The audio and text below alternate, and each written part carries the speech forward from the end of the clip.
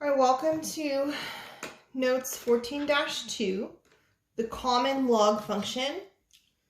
So again, this is the common logarithm function, and this is on page 197.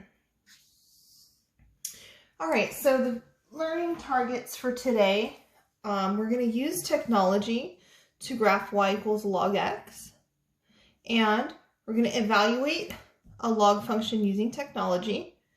We're going to rewrite an exponential equation as a log equation and rewrite a log equation as an exponential equation. All right, so off to the side here, I've already written some things down.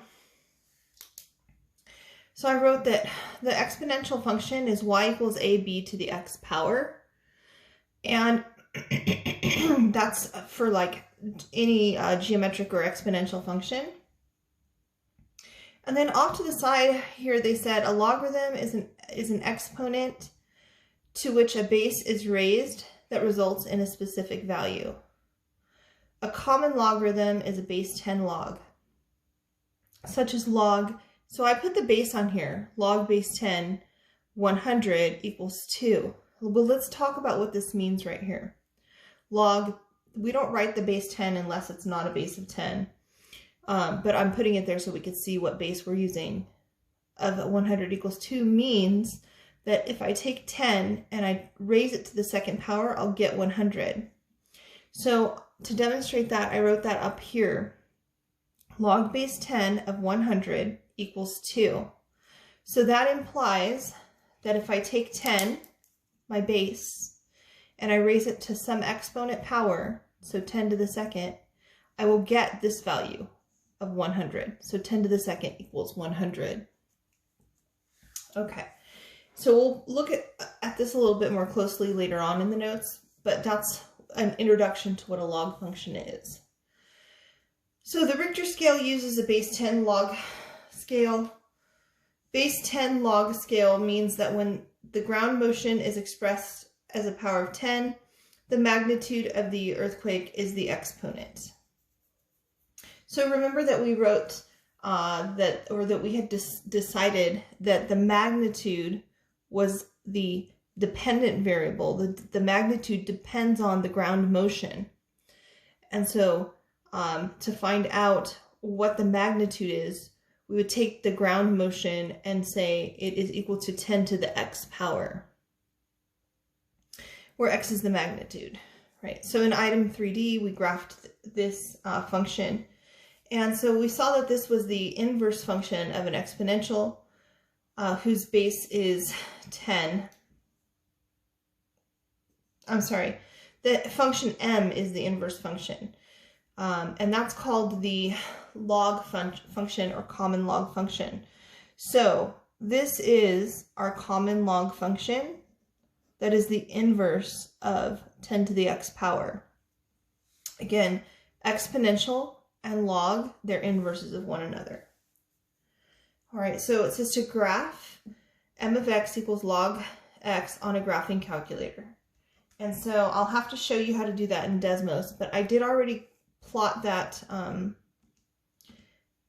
that function y equals log x into my graphing calculator, and I'm going to graph it. Now, you notice that I can't see very much of what's happening here.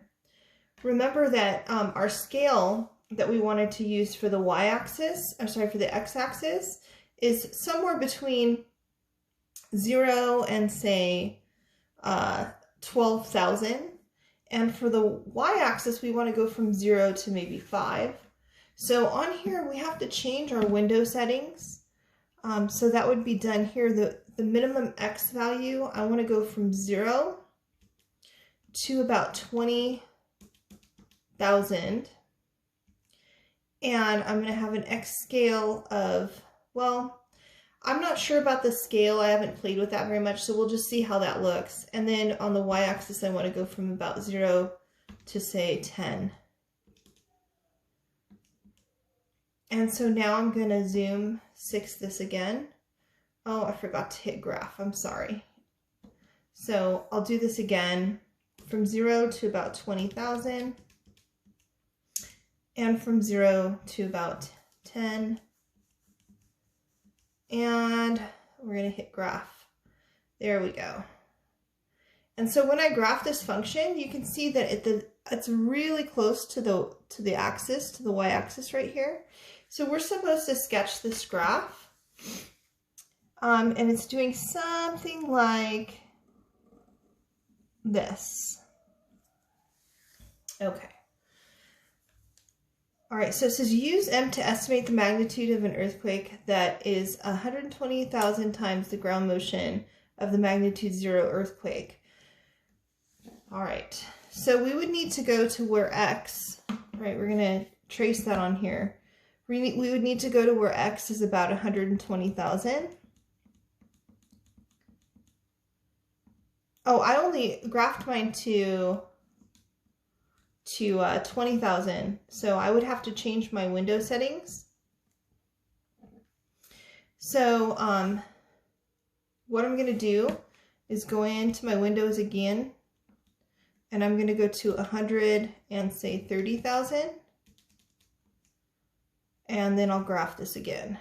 Now I'll be able to trace out to 120,000.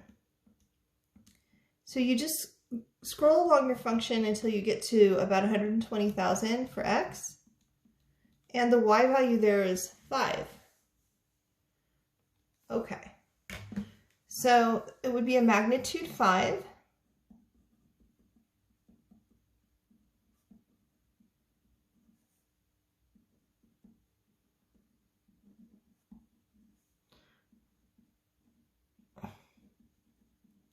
And it says, describe what would happen, what earthquake, describe what would happen. So we could go back and look at the previous day's notes where they talked about like what magnitude a magnitude 5 looks like, or what kind of damage a magnitude 5.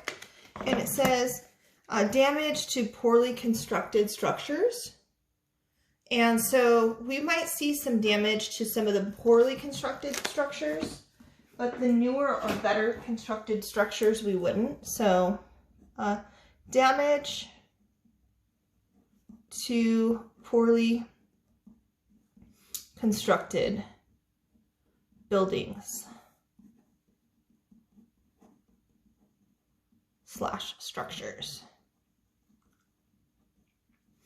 All right, so use M to determine the amount of ground motion caused by the 2002 magnitude 7.9 Denali earthquake compared to a magnitude 0 earthquake. All right, so we want a magnitude of 7.9. So that would be our y-axis. You notice that mine doesn't go to, so basically 8. So I'm going to have to expand my graph yet again. So I'm going to have to expand my window further. I'm going to go to 500,000 and then graph this. Again, I'm looking for this time not a X value, but a Y value of 8. And what you can see, if I go to about 7.9, I'm still way off my graph, so I'd have to go much higher. So I'm going to try going to, say, 10 million on my window.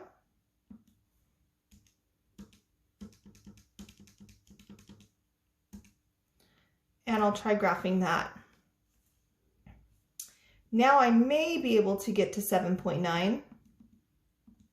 7.9 is about right there. My X value, it looks like my X value is about 189 or 191. That'd be 1, 2, 3, 4, 5, 6. So 1, 8, 9, 3, 9, 3, 9, 3, 9, something like this. So it says, use M to determine the amount of ground motion caused by the 2002 7.9 Denali earthquake compared to the magnitude 0. And this is just an estimate, right? So now we've just hit 2 of our learning targets. So our first learning target, remember, was to use technology to graph this function. We did that. And then to evaluate it using technology. So again, all of this is just based off of technology, and you can see how you have to get comfortable changing your window settings, your scale, and you guys should know how to do that in Desmos from when we've graphed things in the past. But if you need help, you can ask me and I'll show you how to do it. Okay, what is the relationship between the exponential function base 10 and the common log function? Justify your answers. So what we saw yesterday in the notes when we graphed these was that if we graph the function, the original function, and its inverse, they actually were, or sorry, the original function, and then we switched the x and y's, they actually are inverses of one another. And so you can verify that graphically, but we're just going to put that they are inverse functions. All right, so now this is a big key point, right? So off to the side, the inverse of an exponential function